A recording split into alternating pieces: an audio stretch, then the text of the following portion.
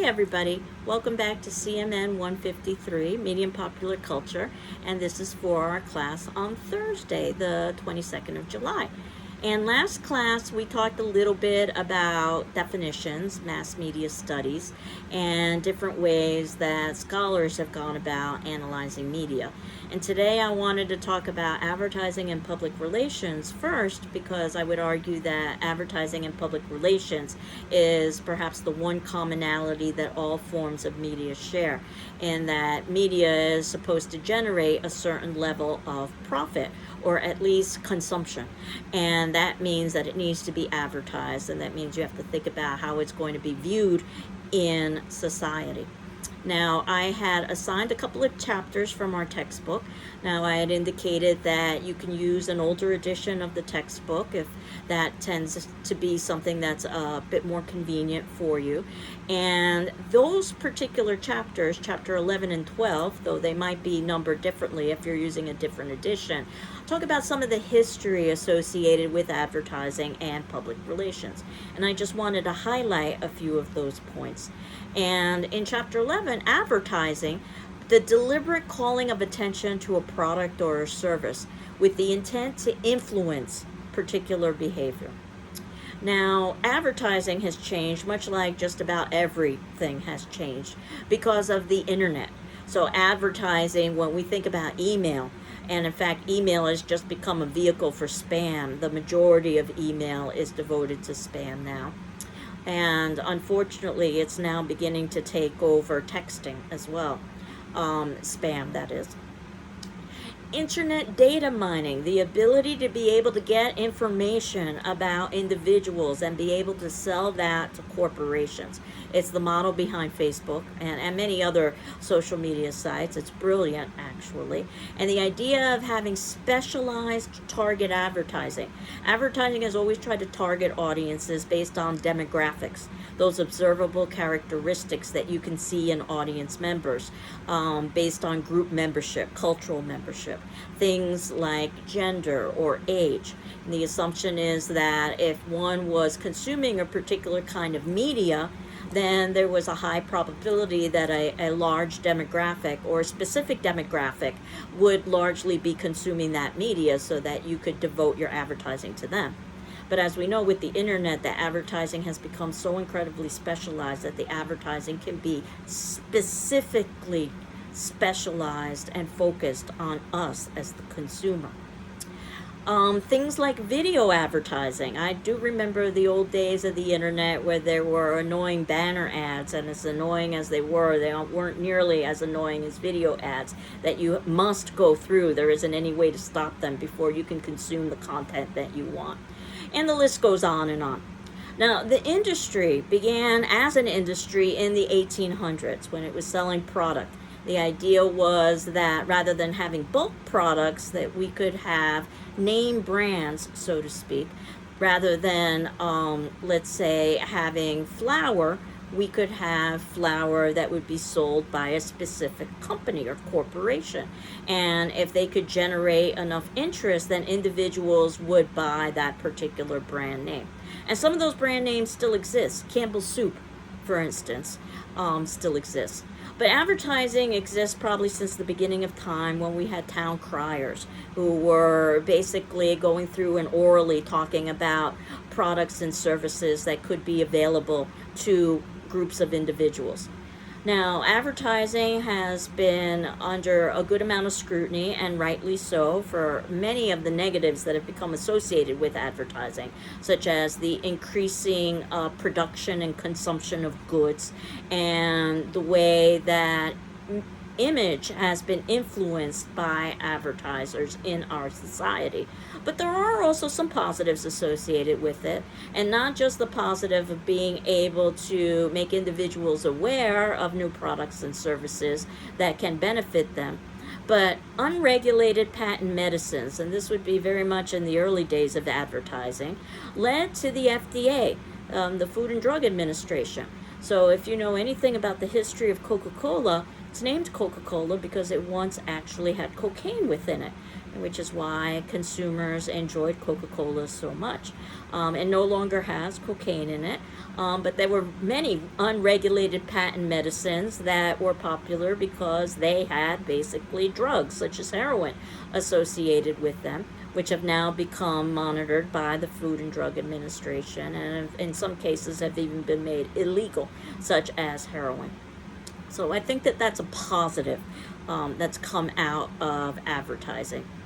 Now, 1900s is really when advertising ads became a popular way for being able to judge product.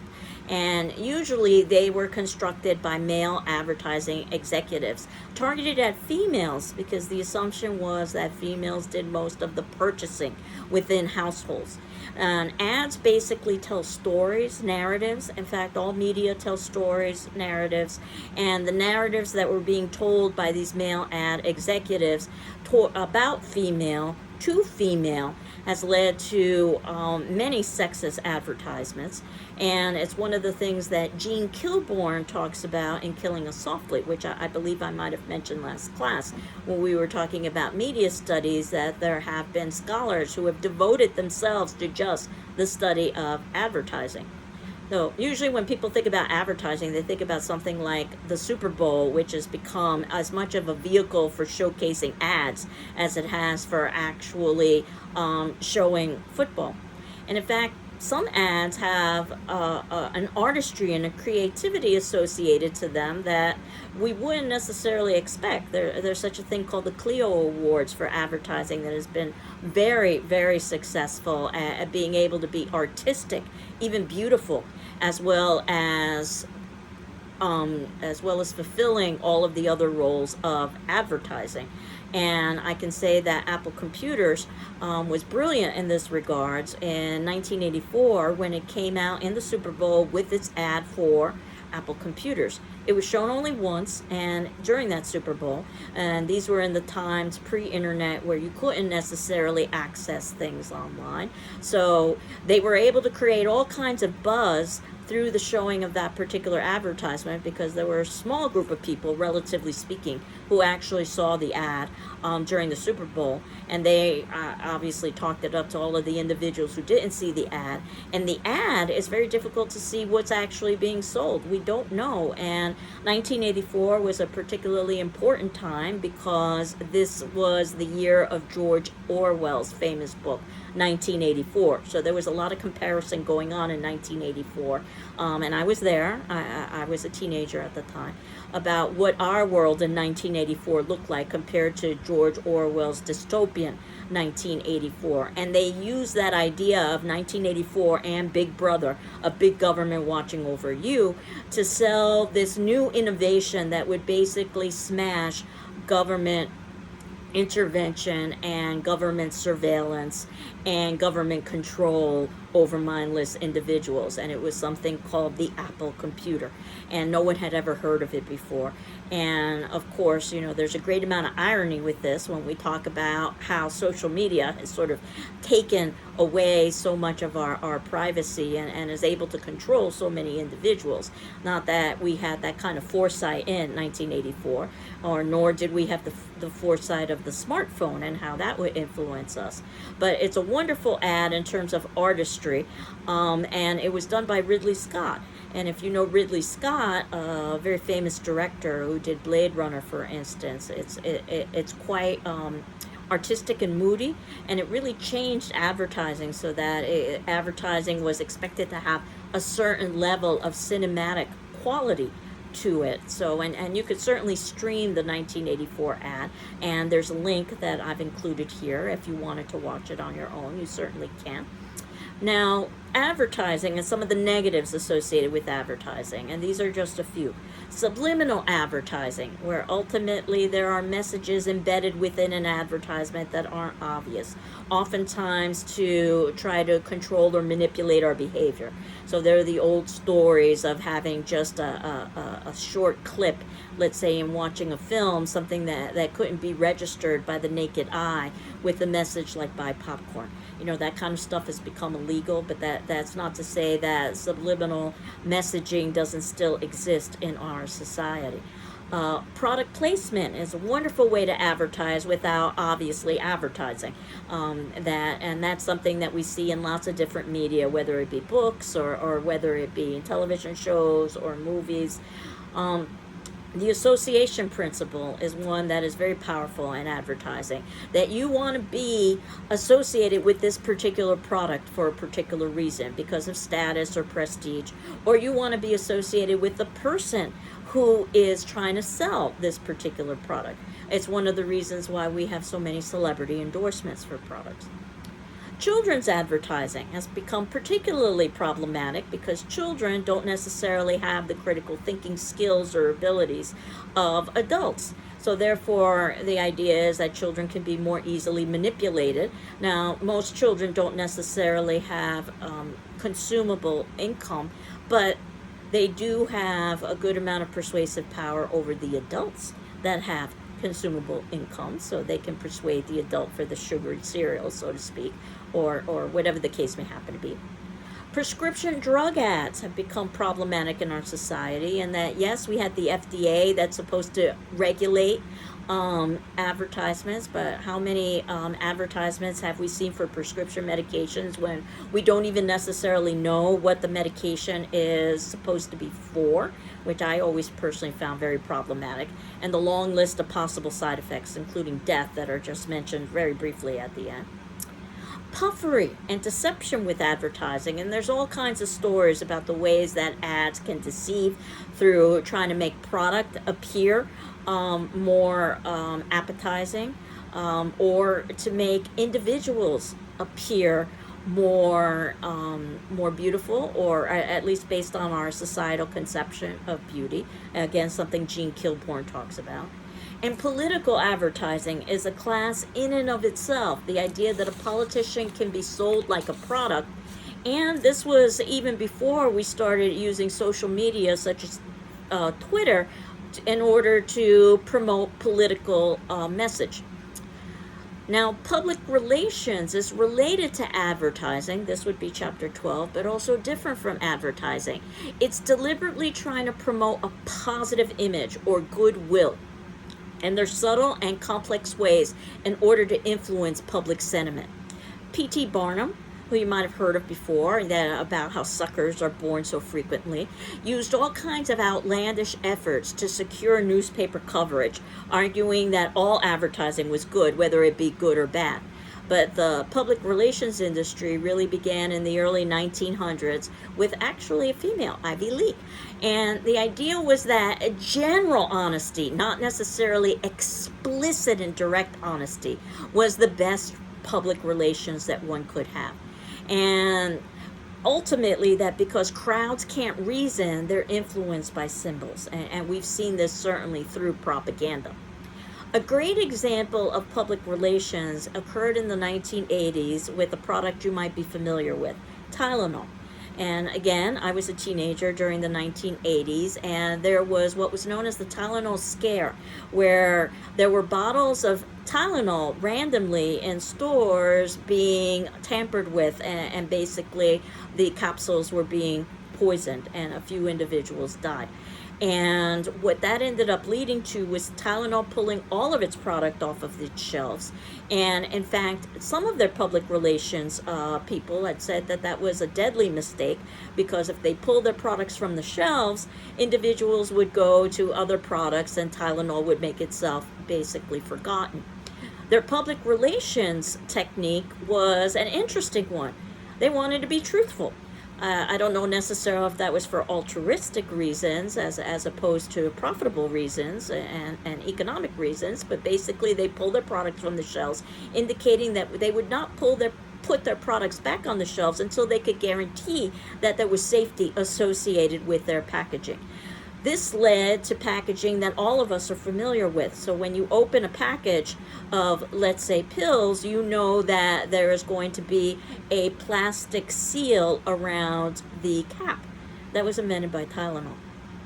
And other products followed suit. And then when you break that plastic seal and you remove the cap, you know that there's a foil seal that you need to penetrate. That too came out of the Tylenol scare. So whether it be for economic or altruistic reasons, a lot of good things came out of that particular public relations campaign. And they're planning to have a complete revamp of their packaging to ensure greater safety. There's lots of different ways public relations artists go about, and some of them are artists, go about promoting positive image. Sometimes it's through video news releases that they actually provide to news organizations, and when news organizations need to fill their content, they will oftentimes use these, and they were created again by a particular company in order to promote that company or that individual in a positive way. But it's presented as news, so it's seen to have a certain level of credibility. Of course, this was all before the fake news movement that we've been so inundated with in the last several years. Public service announcements, and again, this is supposed to be something that is non-biased and in the general welfare for the public, but that can also help promote positive image. And when you think about a public service announcement about organizations that can help you quit smoking, and it actually is something that is put forth by the smoking industry. What they want to do is to show that they are trying to help their consumers. And of course, there is a certain level of the disingenuine, how it's somewhat disingenuine, associated with this technique, because of course, if everyone quitted smoking, they would no longer be able to sell their product. So the hope, I'm assuming, from the corporation is that most people will fail in their attempt to quit smoking. This is also true with the diet industry, that most people will fail, and that ultimately they will go back. So there is an economic benefit as well as an altruistic benefit for doing this. And then there's all kinds of pseudo events that can be planned, whether it be a parade or a party that happens to be endorsing a particular product or a particular service. And all of this is related to marketing. This is the process of trying to anticipate, identify, and satisfy customer needs and wants. And again, this is a discipline in and of itself. There is a documentary that I wanted to talk about next class called The Persuaders that talks a little bit about how advertising and public relations has basically become our environment, and that is inescapable. But what I wanted to focus on today is Killing Us Softly, which I've mentioned several times. And this is about how advertising and public relations both create and also mirror negative cultural attitudes, beliefs, behaviors, and values about women. And Killing Us Softly 4, in other words, there have been 4 iterations over 4 decades, starting with the 1970s. Each have been updated, done by Gene Kilborn, to talk a little bit about how that has occurred through the examination of specific advertisements. It's a great example as well of content analysis that I discussed last class. It could also be fodder for a final project topic. As I had indicated, I wanted you to begin to think about ideas for final projects, even though the final project isn't going to be due until the ending of the semester, but the sooner you begin, the better off you are. Some sort of specialized focus with something associated with advertising, and in fact, or a specialized focus, associated with media that could include advertising, but it doesn't necessarily have to include advertising. And there's lots of elements of media that we just won't have a chance to discuss, and that could be another way for us to go about it. And the last iteration of Killing Us Softly 4 is a nice example of how you can go through the process of academic inquiry with a piece of popular media.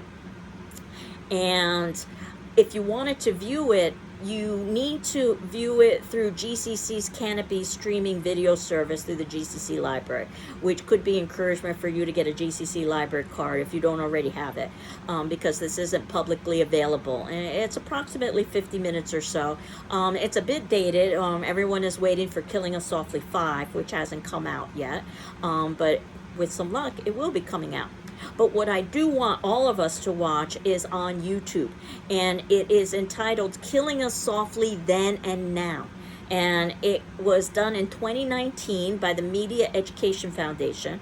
As I believe I had indicated last class, the Media Education Foundation is housed out of Northampton and is really doing some cutting edge work along with UMass and the 5 colleges with media analysis. So we really are in a hotbed area when it comes to media and popular culture studies. And this particular video, this documentary, actually this panel discussion, was done to highlight the 40th anniversary of Jean Kilbourne's work about Killing Us Softly. And it talks about things like media literacy. It also talks about things like the history of feminism. And of course, it talks about Jean Kilbourne's work with studying image and advertising, as well as lots of other things as well. Now, it's somewhat long. It's 2 hours long. So I'm just going to stop here, and I encourage you to watch it in its entirety because it truly is excellent. And for today's attendance question that you would be answering for our class discussion forum for Friday, the 23rd at 1 p.m., though certainly if you need additional time, let me know. What do you think is one of the most interesting points in Killing Us Softly Then and Now, and why? So enjoy the panel discussion. It really is eye-opening. And we will continue on next class by talking about advertising. Specifically, I wanted to talk a little bit about the persuaders, as well as move into our next subject, which happens to be the internet. Now, as you know, there is going to be a journal due, our first journal next class, and that's going to be due at 11:59, basically 11:59 p.m. So you've got the entire day to do it on the Tuesday, on advertising and public relations. Certainly, you can hand in your journal early, though you're not necessarily required to. Do send that to my email, and that's Ruiz, R-U-I-Z, at gcc.mass.edu. I'm anticipating about a page or so response where you are talking about elements associated with advertising and public relations, but it could be as long or as short as you'd like it to be. I don't evaluate it for grammar or mechanics, just for content, as if we were having conversation on paper. Feel free to use the textbook readings, my class videos, our class discussion forums, any of the videos I show you in class, as well as your own personal experiences with the media topics, our first being advertising and public relations. And again, that'll be due at 11:59 p.m. on Tuesday, the 27th. But I will have Tuesday's class posted, as you know, before 1 p.m. and I'll talk a little bit about advertising and public relations at that point, and then transition over to the internet, which basically is the way that just about all media can be consumed nowadays. So I hope you're doing well. I'm doing well, and enjoy Killing Us Softly Then and Now. Take care. Bye-bye.